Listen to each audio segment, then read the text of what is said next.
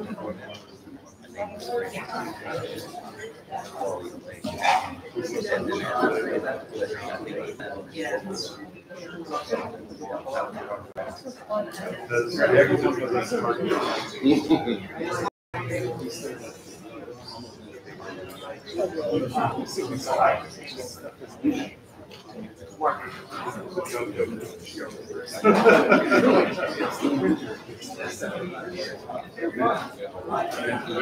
I'd like to get started. Can everybody hear me? Yes, okay. From up here, I can't hear myself. All right.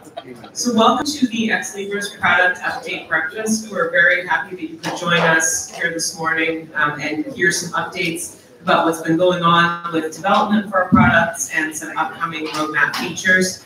I am Katie Aronoff. I'm basically the MC of the event this morning. I'm not very glamorous or anything, but I am the MC of the Product Update Breakfast. And I'm going to be presenting the Alma update, and then I will pass things over to Jesse Ransom, who will be discussing Leganto, and then Dob will go next and talk about Esploro and research, and then Brent will be last, and we'll be discussing Summit and Primo and our general plans for discovery. Am I correct about what everyone is doing? Okay, great.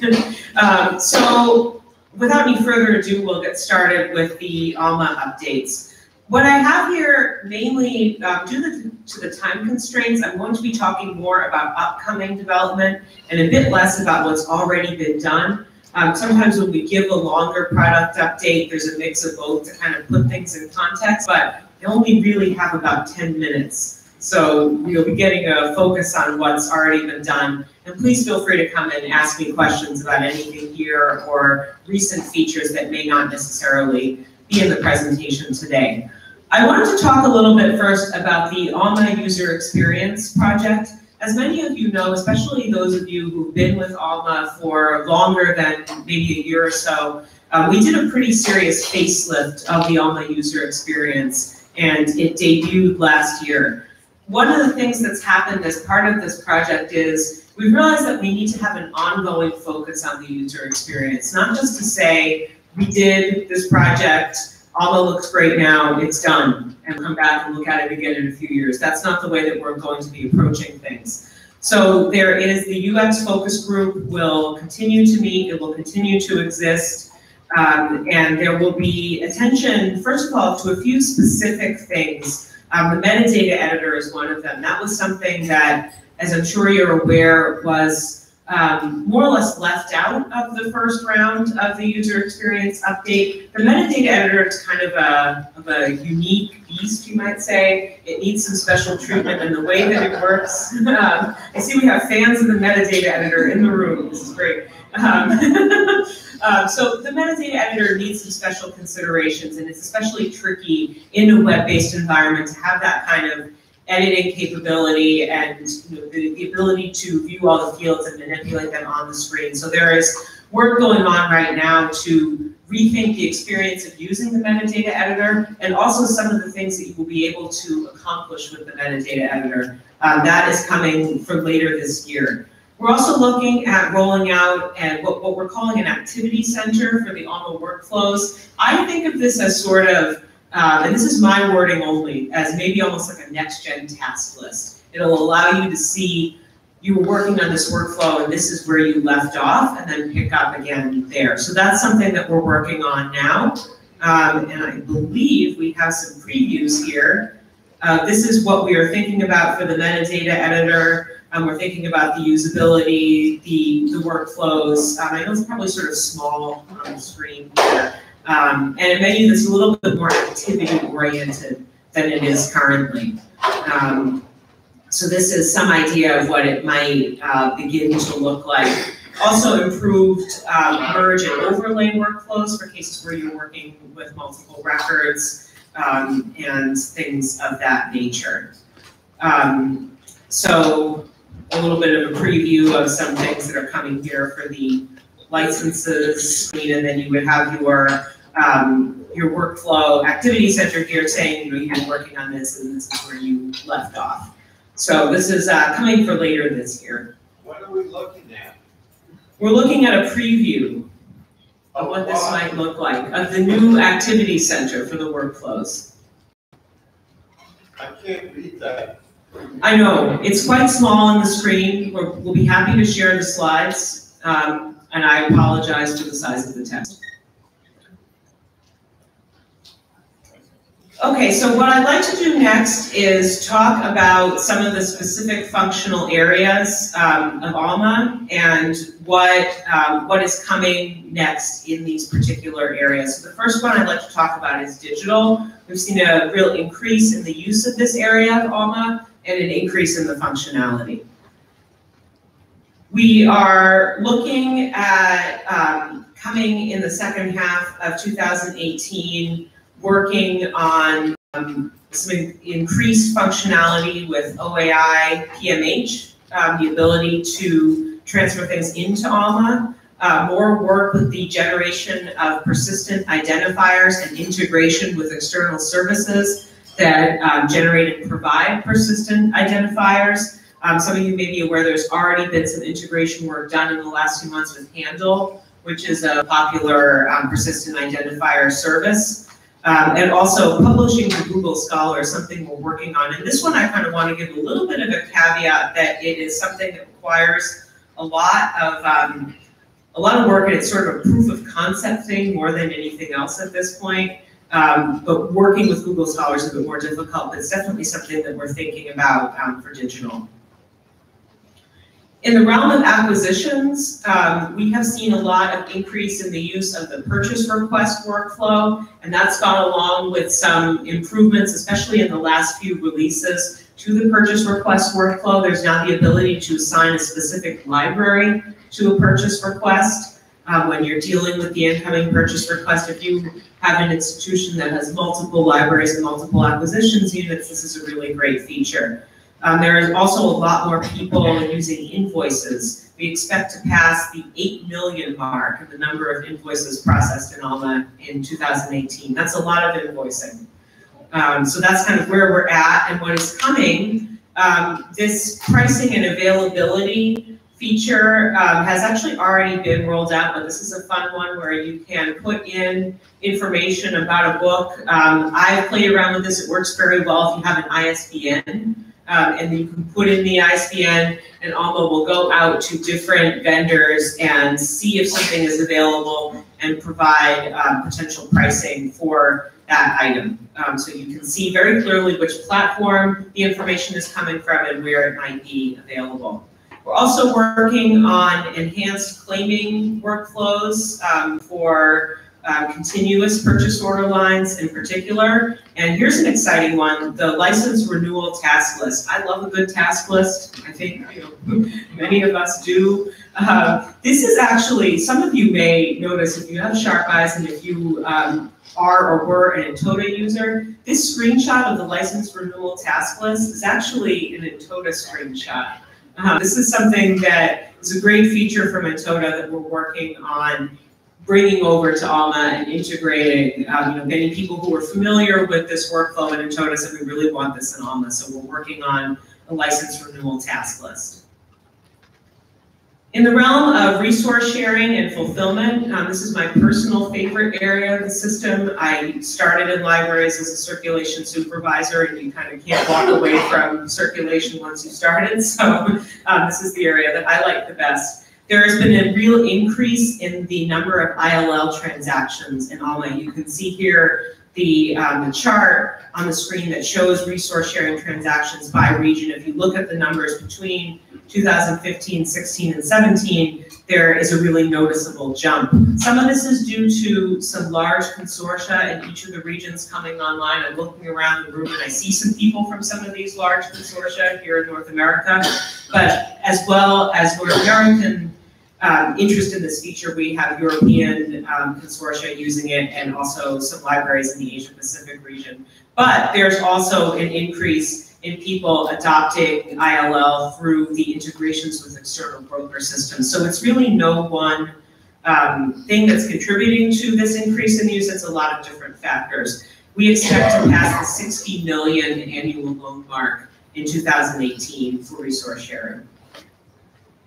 We are working right now on a better, tighter, deeper integration with Rapid ILL. Colorado State is an ALMA library, so we're able to work closely with them on developing this feature. That's something that I'm excited about. And also a new ISO standard that's related to ILL, ISO 18626. This is a new standard for ILL. We're working on supporting that. And another really exciting one is electronic locate features. I spoke about this a little bit yesterday, if any of you were at my session having to do with consortial functionality. This is a kind of a continuation of the work that we've done for the locate process for physical items. For article level requesting and resource sharing, we're working on improving the process to locate electronic resources using ALMA resource sharing capability. Analytics is our next area that we'll be visiting here. We have a screenshot here, and again, I know the text on this is quite small, and I'm happy to share the slides. An analysis on the number of queries in different subject areas over just one 30-day period in North America only. And you can see that it is quite a large number of queries. And also the increase in queries over a period of time, over the 3-year period from 2015 through the present. There's a really sharp increase in the number of queries in analytics in that time. We attribute that not just to the increase in the number of libraries using ALMA, but an increase in use of this area of the system in general. So that is new libraries as well as institutions that have been using ALMA for quite some time, making more heavier use of analytics. We're working on the ability, actually this one's already been developed, the ability to generate an ALMA set based on the results of an analytics report. That's a great feature that I know a lot of people have been clamoring for quite some time, and I see people nodding and smiling, so some of you were probably doing the clamoring. I know we were too internally, so we're excited about that one. We're also working on enhanced cost per use features and a comparative collection development analysis tool or a set of tools that would allow you to conduct overlap and comparison reports among peer institutions. So this is useful for consortia, but also I can think of some libraries using ALMA that are part of consortia that are not ALMA consortia. You may be a member of a consortium where a number of the members use ALMA, but you don't have a formal consortial relationship in the ALMA environment. Maybe the Big 10 libraries would be a good example of that. And you might agree to share some of your data within analytics for the purpose of conducting collection analysis. So that is coming soon in analytics. We always have the screenshots that pop up. These are my most slides here. So, resource management is the next area that I'd like to talk about. What we have here on this opening screen are numbers for 2015 through 17. This is the number of bib records managed in ALMA. And for 2018 and 19, projections of what we expect to see. This is in millions, so you can see we expect a pretty large jump between the end of 2017 and 2019 in the number of bib records that we are managing in the system. And it opens up some interesting possibilities for new types of collaborations, new services, just the sheer volume of records that we have here. We talked a little bit about the metadata editor and what we're working on with that. We're also working on some authority control task list improvements. This has been rolled out in the June release, so there are facets and filters that you can use now with the authority control task list that make it a bit easier to do some more granular authority control work.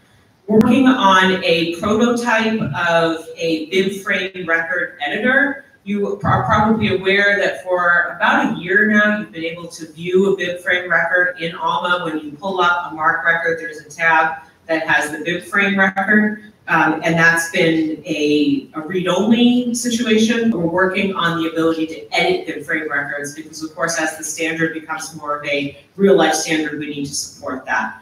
We're also looking at supporting the use of local fields in community zone records. Those of you who work in a network zone environment are probably familiar with this concept of being able to add a local field to a shared bibliographic record, and then that local field is usable and viewable for your institution only. Many people have asked for a similar feature for community zone records. So you'd be able to take advantage of the community zone bibliographic record or collection level record, but then add local fields to that. That is coming soon in the second half of the year as well.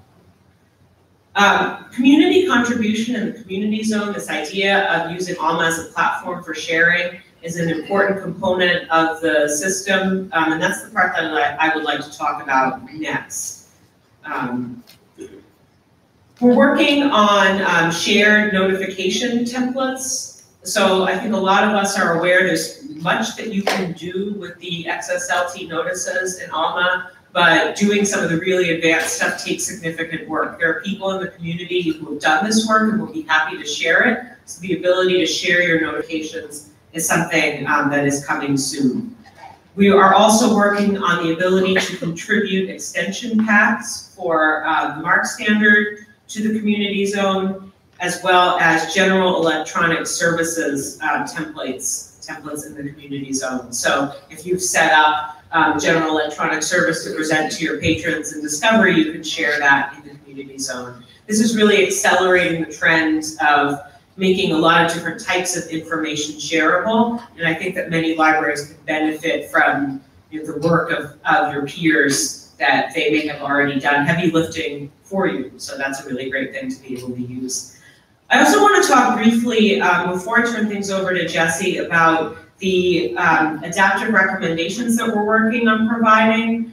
There was some discussion of this at Aluna. If any of you were there, this is probably old news, but it's still an exciting topic. It's essentially an artificial intelligence project, but when you say artificial intelligence, people tend to picture evil robots taking over. So I want to keep away from that end of the discussion. But what it is really doing is saying we have a lot of data that's been aggregated and an understanding of how people use it. We may be able to make recommendations about things that you can configure or take advantage of in Alma that you aren't doing already. In a cloud-based system with a really rapid pace of development, there's also the chance that there's some new capability that you just haven't gotten around to using yet. So we are looking at how to develop recommendations in a way that they are both useful and not annoying. So nothing like the little paperclip guy from Word from the late 90s. He's banished to wherever he's residing right now. He's not coming into Alma, so don't worry about that.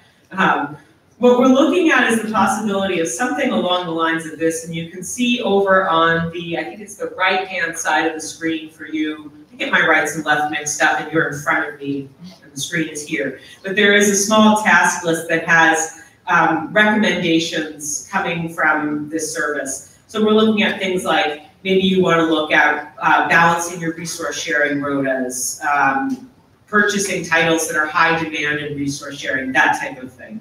And it's useful and non-intrusive. We have a bigger version of this, that's helpful.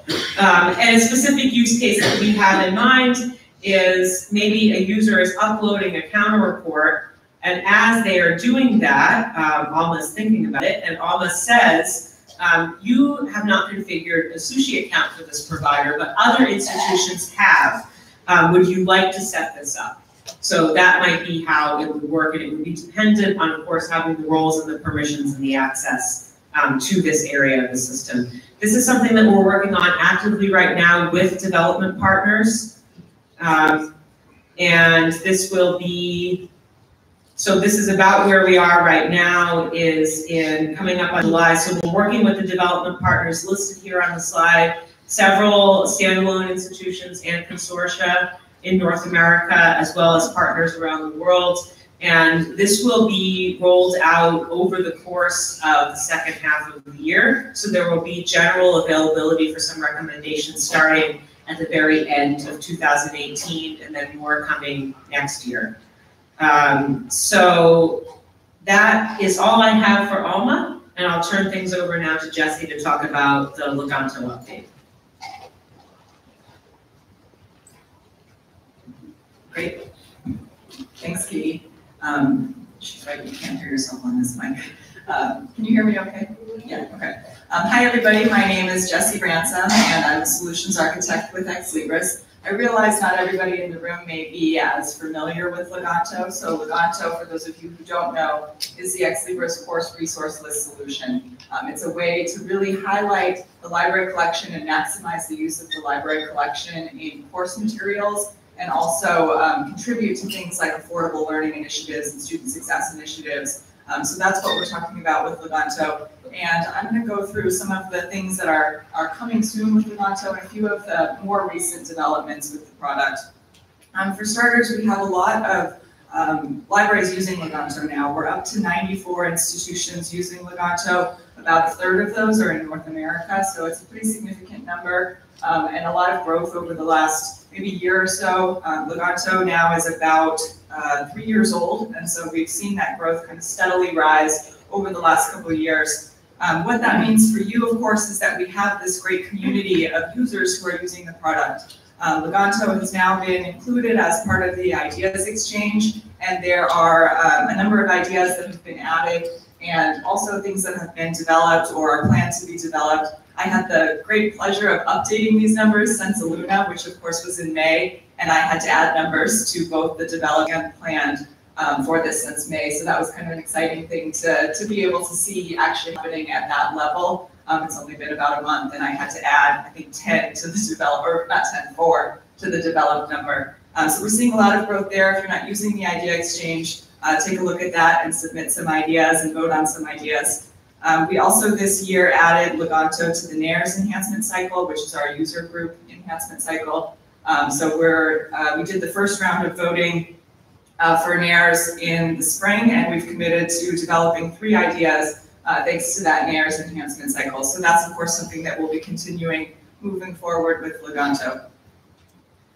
You may or may not be aware of this, but as we develop the product, we're always thinking about how the development helps libraries work within these 4 fundamental areas of Leganto. So student engagement, learning affordability, library productivity, and then teaching excellence. So these are the 4 kind of themes and concepts that we always have in our mind as we're developing the product and thinking of new ideas and ways to enhance the product, and also, of course, listening to your ideas.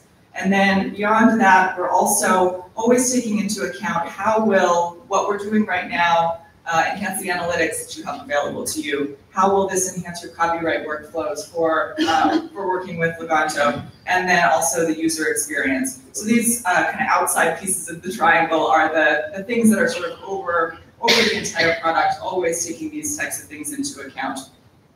So I'm going to go through some of the things that we're doing kind of related to these 4 fundamental areas within the product.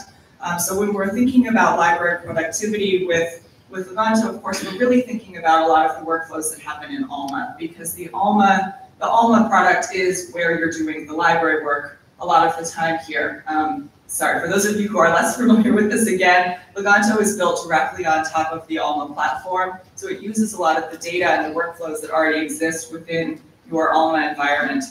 So we have introduced already this library discussion pane. We're looking here at the instructor view of a reading list in Leganto. We had before the ability for the library and the instructor to communicate with each other at the citation level, but now we've introduced this at the list level as well, just to make it easier for you to kind of do the work that you need to do with instructors, get the information that you need to get from them about what's going on with this reading list, and just making that easier to do. So that's something that's already available today. A big project that we're working on right now is happening on the Alma side here. And it's about improving the task list that you use when you're working on this within Alma. What's going on here is actually that we are restructuring the way that the data is stored and indexed within Alma. So it's a pretty big project. We are re-indexing not only the citation level information, but also the reading list level information in order to make more streamlined workflows for you at the library as you're working with the reading lists that instructors are creating. So we're looking at things like being able to add counters to the task list, so you can see exactly how many reading lists are assigned to you within the task list, how many are assigned to other people, how many overall. We're also adding facets to the side. For those of you using this today, you know that these are drop-down options when you want to filter out your different reading lists. but we're turning this into facets, which of course will make it easier to see the different options that are within those different facets, see what's available and the numbers that are associated with things like how many reading lists are in a particular status ready to be processed, for example.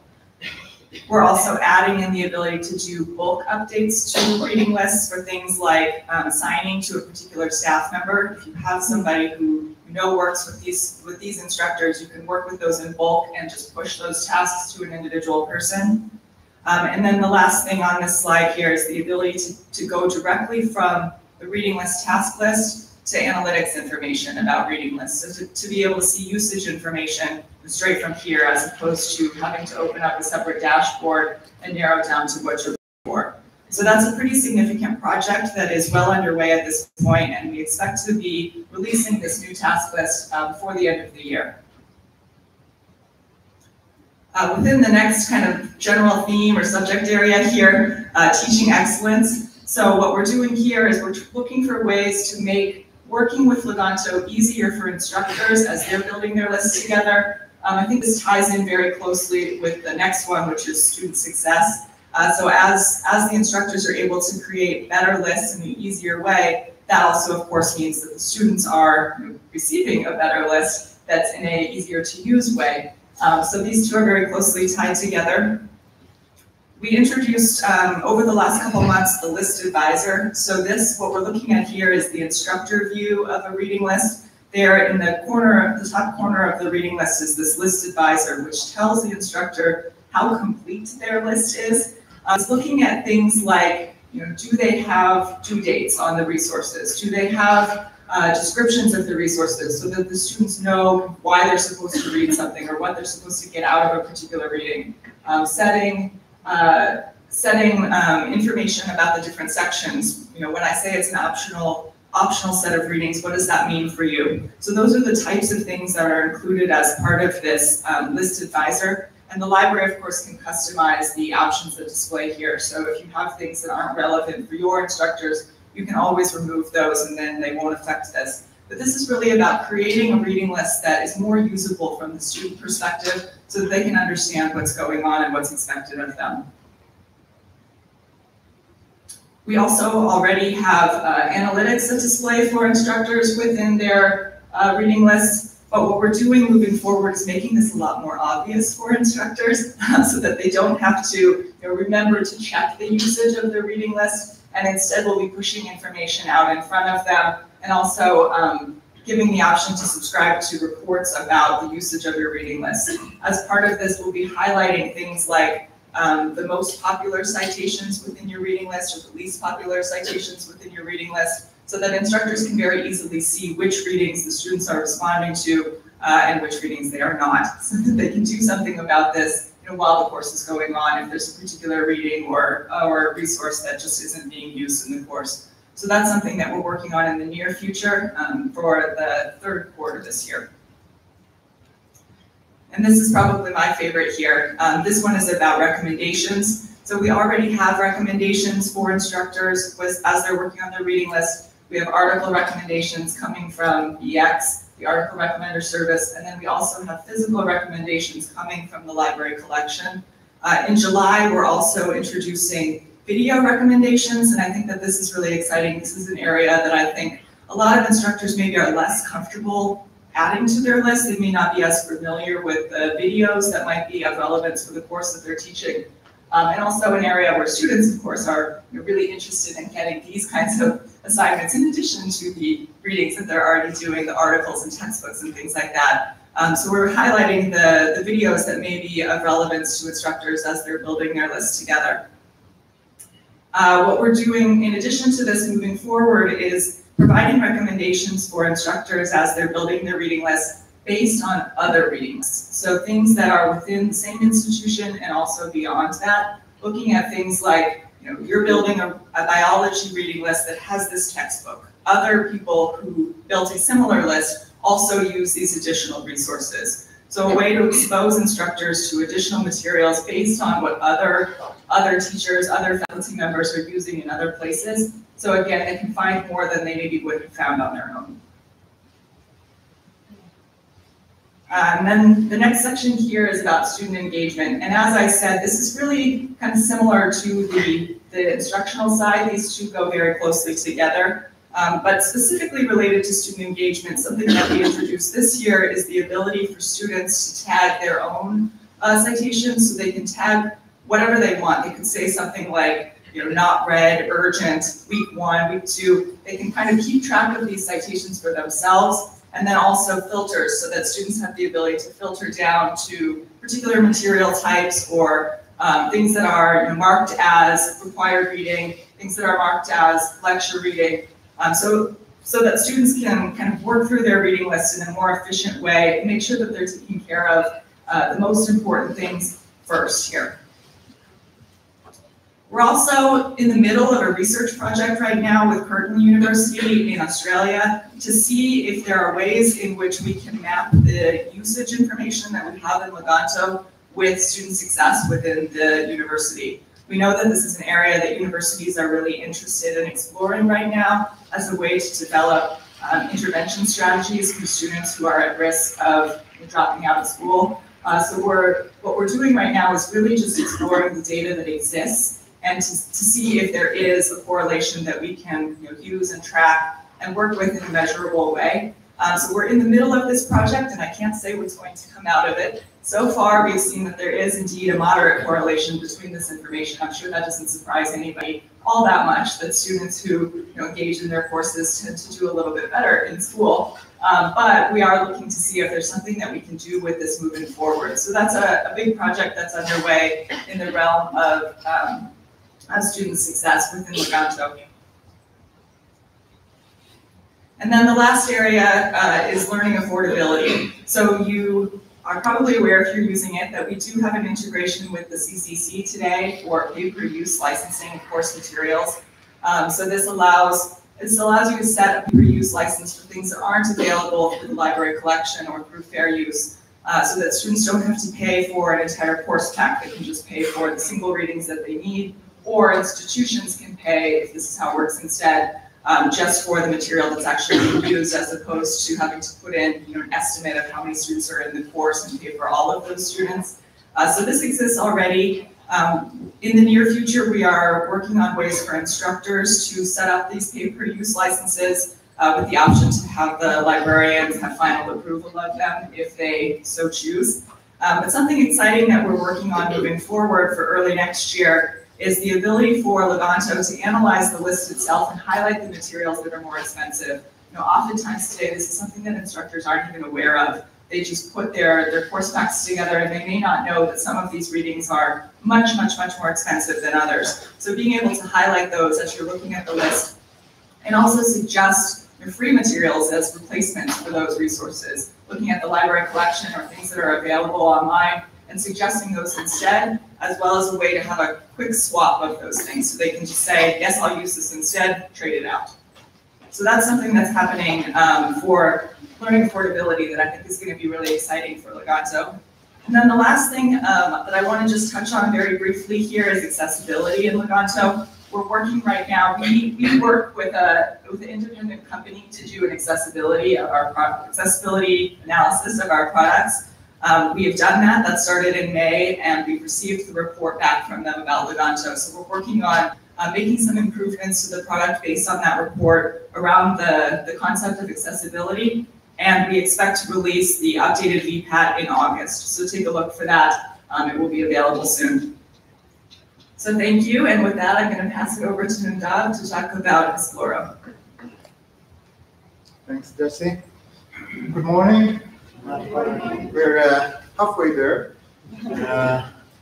So I'm going to speak about Esploro. My name is Nadav Doron. I'm VP of Research Solutions for Libris.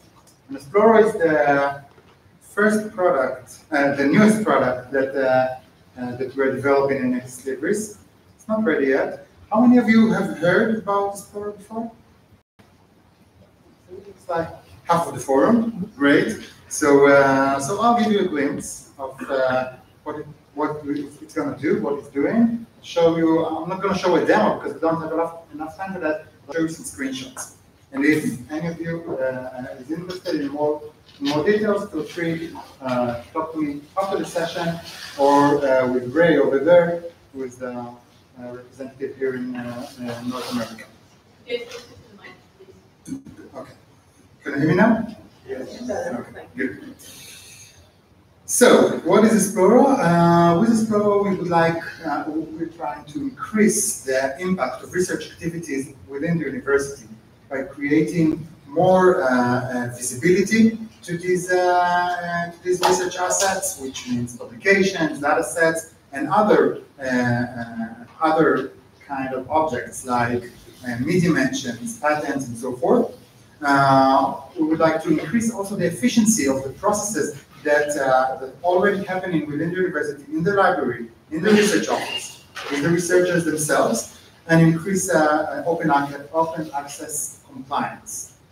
When we do that, we have three main stakeholders that are relevant for this. Researchers that usually publish and they don't want to handle many new applications.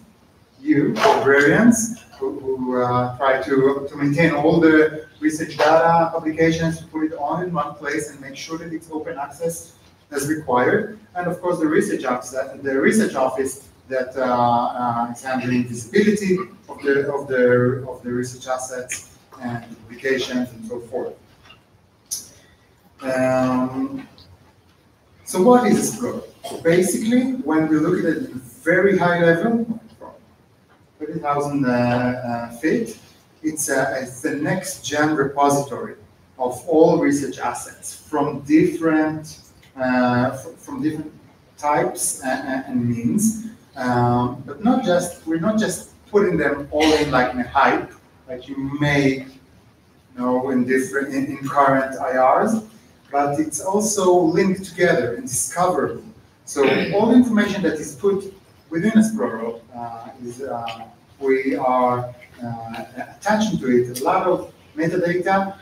Some of it is done automatically with our own tools, and some of that with your work. It's all encapsulated and linked together.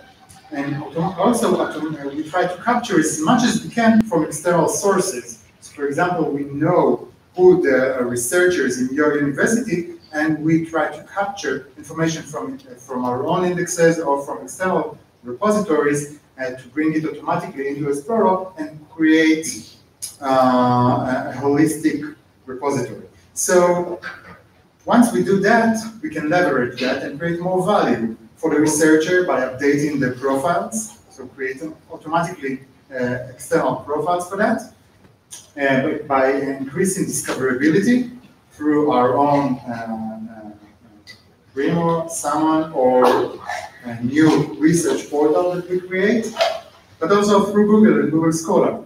And also create analytics and metrics that are relevant for the research space. When we develop it, we have three guidelines that we are developing accordingly.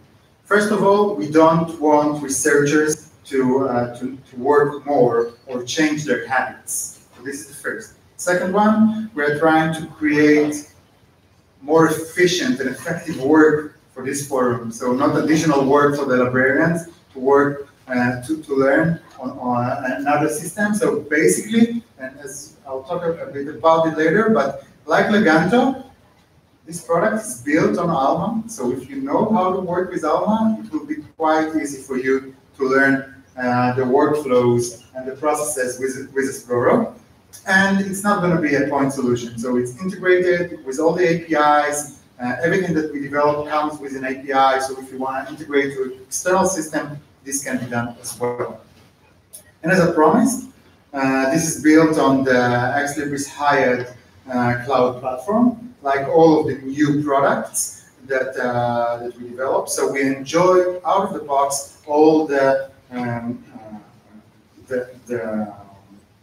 good advantages that come with Alma, and also you see them today with Leganto. So we have monthly releases, we can share users, we can share data also between the products, and and enjoyed it.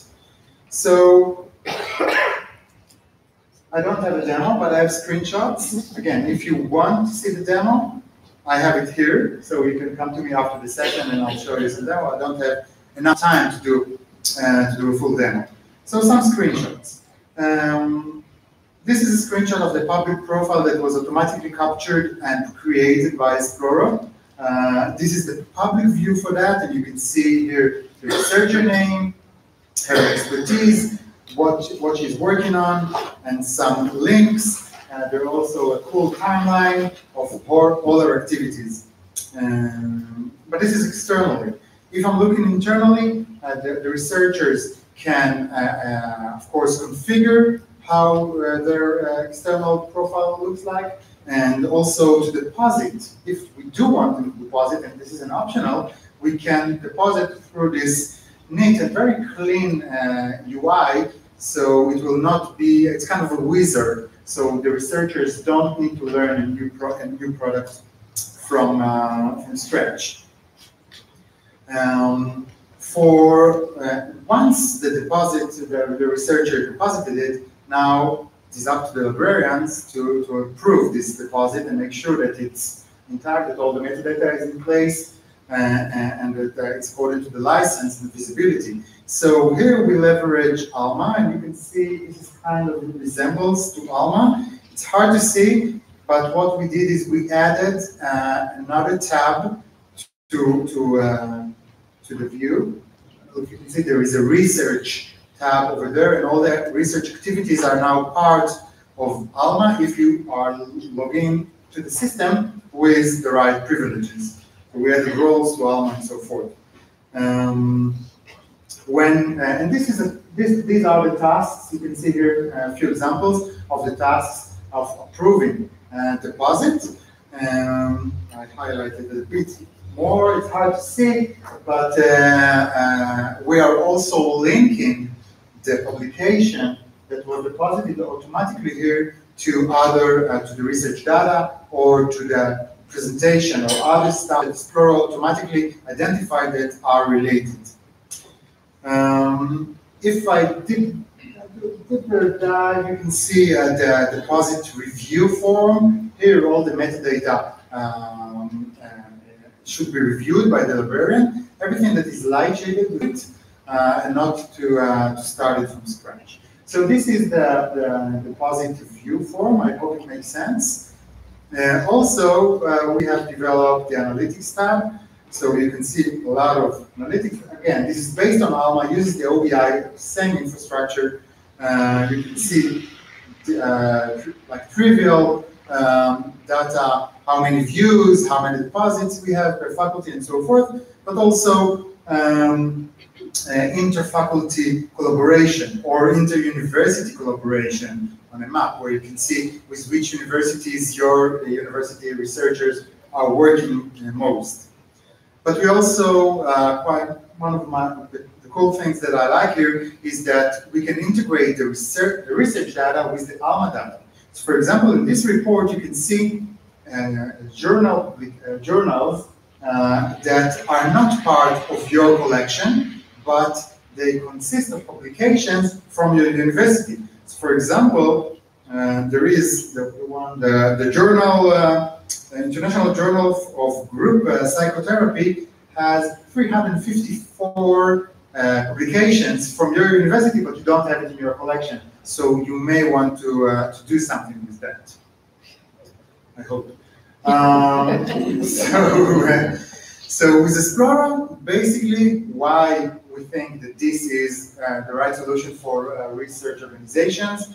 It is integrated and unified. It replaces few of existing solutions that you have in your university today, the IRs, RDM systems, and some of the CRIS capabilities. It includes more content because of the external capture, because it's a very flexible data model. It can support publications, data sets, ETDs, social sciences data, and not just STEM-related information, arts, and so forth. We're leveraging the metadata curation tool that we have with Alma, and we proved it a bit to support more of research types. And it's, of course, because it comes on Alma, it's very open, very extensible, with kind of very cool analytics that we provide. So this is the product. The product will be available next year, but we are now looking for early adopters. A show of hands, how many here know what early adopter program is? Okay, some of you. I guess you participated in other products, early adopters plans. So with early adopter plans, you get early glimpses or early usage of the product from one side, and from the other hand, you get to impact the roadmap and how the initial product will look like. You have monthly meetings with the product team, with R&D, with product management, and of course you get to see the product even before it's ready for you to use on your own system and data. So if you're interested in that, feel free to contact me after the session, or Ray, as he said, and we'll be happy to provide you with more details. With that, I'm done. Thank you very much.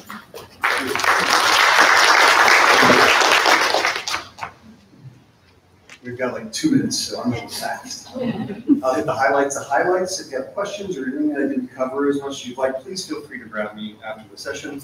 My name is Brent Cook. I'm one of the discovery product managers. I'm primarily on Summon, but I also work a lot with Primo. And if there's a takeaway from my 2 minutes today, it's about discovery your way and about how we, and when I use that pronoun we, I mean everybody in this room, everybody back where we came from, all of us together working to make sure that you have the best possible discovery product that you can. Because your feedback and that cycle of working together really makes the products as best they possibly can.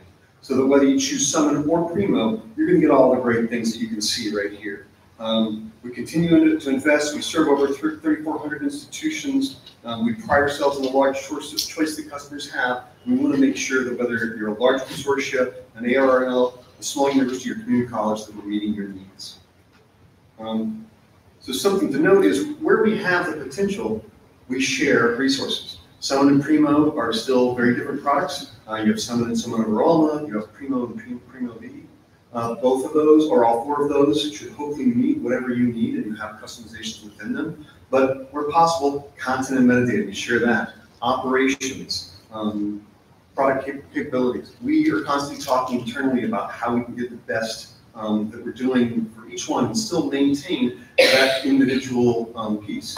Summon and Primo have enhanced Alma integration. It reduces your duplicate admin processes and a variety of other things. It's both have really good setups to use Alma on the back end. Yesterday, somebody was asking me, oh, so for Summon, you go over here and you enter this, and you go over there and you enter that, and then you change this over here. No, it's all in one place for both of them. Go to Alma if you are an Alma customer, and you can manage it from there.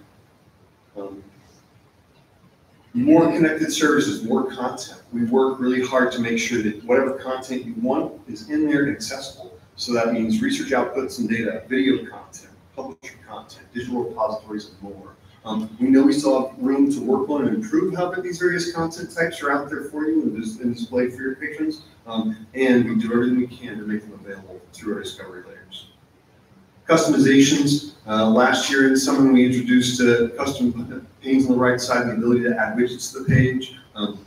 Primo added the Primo Studio to allow you to customize there. We'll continue to look at how we can put more controls into your hands so that you can do what you want. It's APIs to make sure that you can just design from scratch, or giving controls to somebody who isn't a developer to be able to manage this site and make the changes that you'd like to see.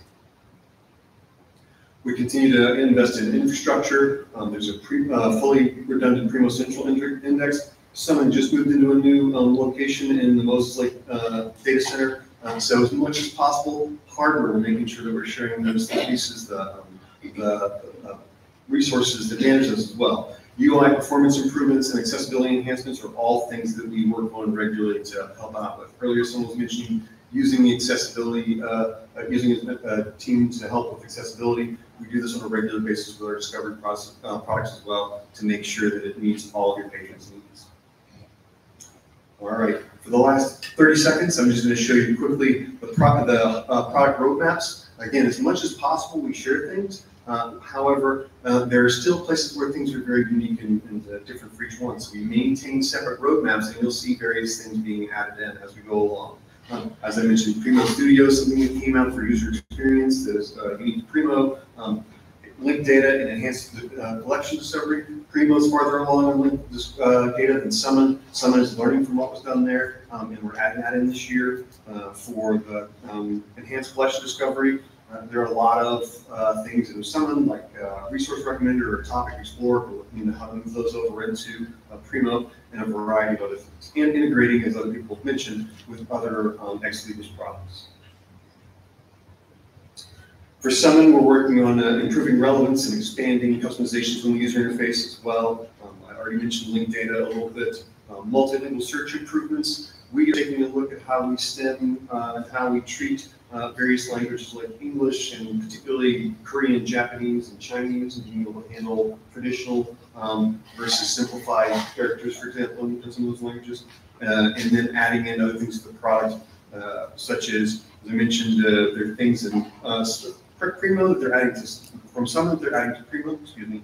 And we also do the same. We'll be bringing citation trail over from Primo and then modifying it a little bit and making sure that we leverage as much as we can the work that's already been done here. And that way, you can get more than just, say, a Primo team or a Summon team working and developing the product. We can bring them together and get even more.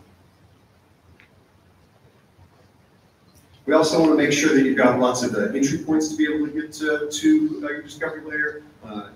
There are tools for you to include on your web pages and your portal. We have search boxes and all the various things you see on the left-hand side of the screen, or right-hand side of the screen there. Integrate with Google, and we provide an API so that you can integrate where you need to. And then finally, if you get the chance, go out and take a look at our white paper on evaluating the impact of discovery services in libraries. Its results to date. It tells you challenges and considerations for measuring impact. It includes quantitative analysis. The URL is right there. I do believe, as we mentioned earlier, that this PowerPoint will be available, so you can get it from there as well. And then finally, thank you. I made my time. I just want to pop this slide up here and say thank you so much for starting your Sunday with us. Thank you for sitting here and listening, and hopefully you enjoyed some food. Please feel free to reach out to any of us. All of our email addresses are there. We're happy to talk to you today. A lot of us will be in the booth. And again, if you don't get the chance today, if you'd rather go see some entertaining authors, I understand there's a lot of more entertaining. Feel free to just follow the email. Thanks.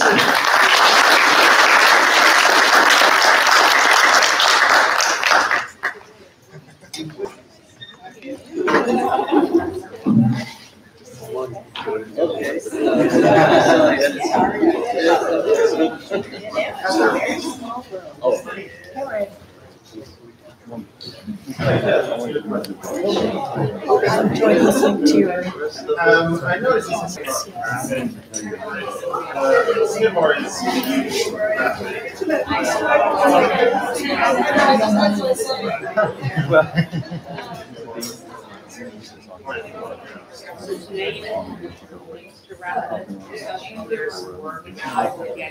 Yeah, but literally in the last couple of months, we've had big changes.